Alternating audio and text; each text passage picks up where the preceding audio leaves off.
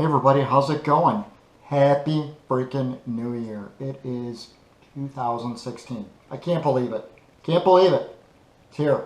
It's crazy. Alright, so today's episode of the podcast, we're going to do a little race recap for my first race of this year, which was the Winter Warrior Half Marathon. And this was a pretty significant race for me. First of all, it is the first race in the Four Seasons Challenge, which I am all signed up to do this year. And basically that's 4 races, one in each season. The first 3 are half marathons, and then you can elect to either do another half marathon for the 4th or a full marathon. So I'm going to do the full marathon at the end. So it will be grand tally when this year's over. It's kind of weird saying that considering that it's just the start of the year. But at the grand tally when the year's over, it will be the most number of half marathons I've ever run in a year coupled with a marathon. I'm pretty sure I could do it. They're really far apart. Not too worried. But anyways, I digress. So the Winter Warrior Half Marathon was last Saturday, January 9th. And I gotta say, after getting Coach Judy, and rolling around with her, what do I really want to do this year? And coming up with this Four Seasons Challenge thing. I never really trained this hard through the winter months. Typically, I run something like the rarest marathon, which is in late fall. And, the wintertime months in spring and stuff like that, I kind of just do maintenance mileage, work on some cross training, maybe build a little bit of strength. But, since I had this half marathon coming up in January, training right through it. And I have never felt stronger, felt fitter.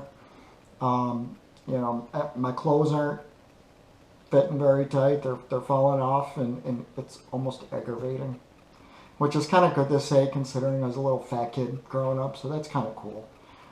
So I've never felt in better shape.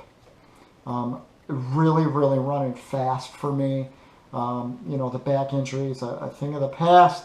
And, after tonight's run, I was just struck with the fact that I am better now than I was pre-injury. And that feels really good. So anyways, back to the race. So this race is significant because it's the first one of that season, Four Seasons Challenge. And also because it was going to be my first wintertime half marathon. Never have run one of those. And it was also going to be my first nighttime race. I've never run one of those. The race didn't start until 4 p.m. So I picked a really good year to do some races in the winter. And that's mainly because very unusual for upstate New York. We've had an extremely warm winter. We hardly have any snow out there today. And it's just been great winter weather. Not very cold at all. So originally when I registered for this, I was just going to try to, get through it because normally there's a lot of snow, a lot of ice on the ground, and I'm not all about falling and getting hurt. So, I was just going to enjoy it for the experience. But there was no snow last Saturday or ice. It was like 50. Overcast, perfect weather, not that windy. You really couldn't ask for better weather for a race. It was just great. The course itself was one around like a tech park here, and it was a loop course. That was, one of the main negative things about the race for me. Not a fan of loop courses. This race did not make me a fan of loop courses. I had to do 4 loops to complete the half marathon distance. It was all timed with a bib and everything, and all you had to really do was keep track of your own time, your own number of laps, which wasn't hard to do. But not a fan of the loop course. The local Fleet Feet store that runs the race, they did a great job. It was really cool. The volunteers were awesome. The timing was great. The after race time and all that stuff, it was all great. I just hate loop courses. And if it wasn't for it being part of the Four Seasons Challenge, never would have done it. No. And, I have a suspicion that the reason it's a loop course is because normally by this time of year, there is a shitload. Excuse me. Sorry, Beth. Sorry, I won't swear anymore. Ton load of snow this time of year. And I would imagine it's much easier to plow the course if it's a loop course. So that's probably why it was like that. So anyways, good weather for the race.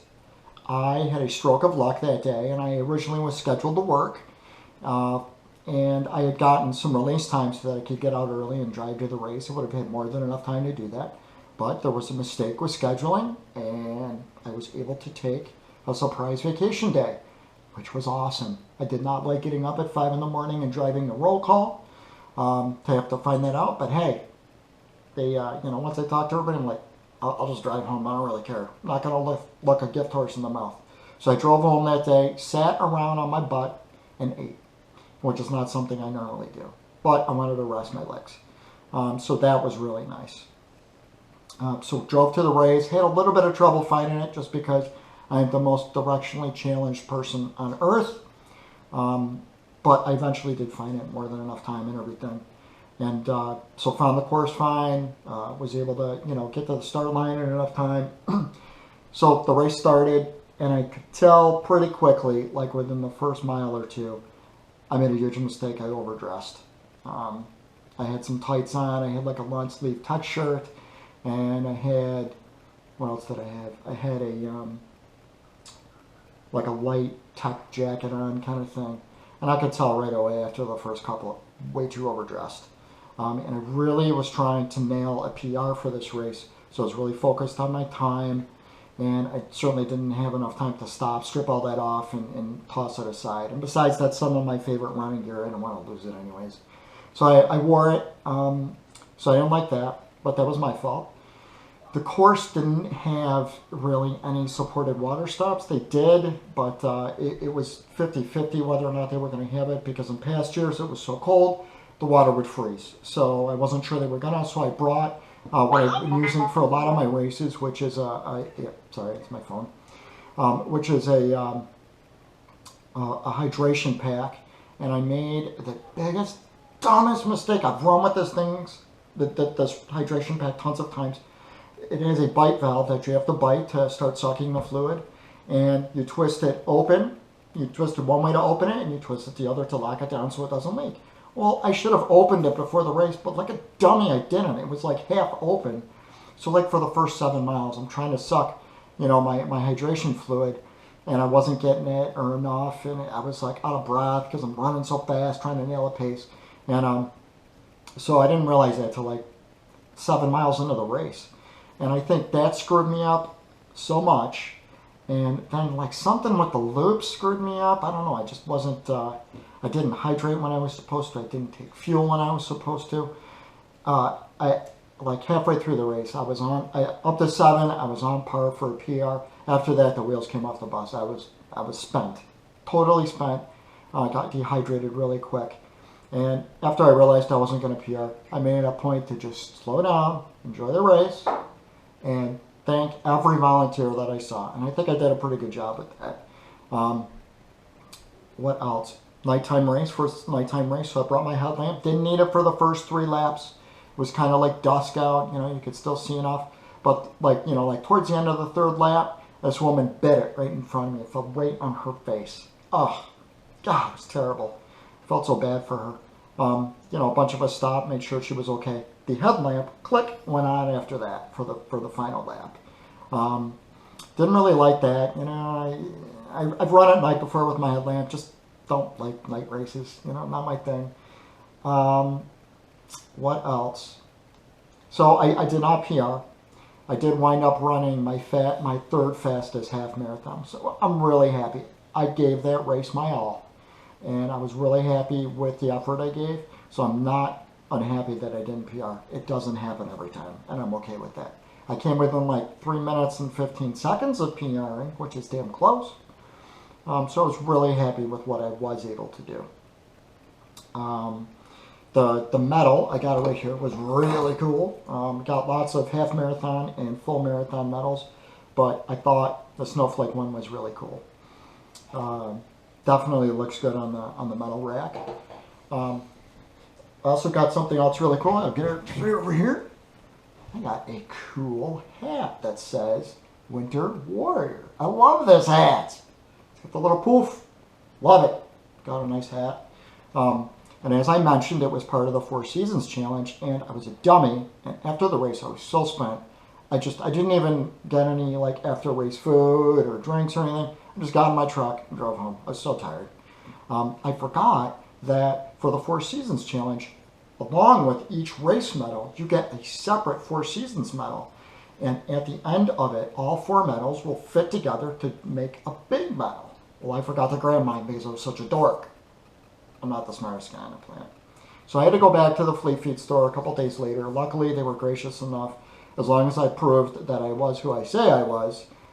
They took fingerprints, blood sample, almost made me promise my firstborn. No, just kidding. But I did get that medal, and that is right here. That's pretty cool. It says, Winter Warrior, and it's got a little notch up here, so I'm sure something else fits up in here. So, got another medal for that. Very, very cool. Overall, great race, I liked it, just didn't like the loop course. Thankfully, none of the other half marathons or the full are loop courses like that. Yeah, if it wasn't for the Four Seasons Challenge, wouldn't be doing that. So that's my race report. It was a pretty good race. I was really, really happy with what I did. Never felt stronger. Next race is about, I think today, like 99 days away. So I got a lot more time to train for that. Feeling really strong. Still have that hamstring issue going on my left side, but I got a couple secret weapons that I'm utilizing.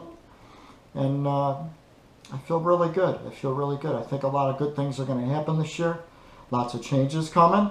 But, life is never static. Things never stay the same. And if you don't learn to roll with things, you're only gonna wind up becoming a dinosaur and hating life. And I certainly don't want to do that. But many more races to come. Besides the 3 other races I got on the books, I'm sure I'll hop on with some other 5Ks and who knows what else. Coach Judy, I'm not responsible for what I register for. No, I'm not. I'm going to try and put out, again this year, some more frequent episodes of the podcast. So, I hope you guys enjoying still. I hope all of you are having a happy new year so far and getting your miles in. And I will talk to you next time. There will be a nice episode talking about running for a year straight. That's coming up. So, talk to you guys later. Have a great day. Bye.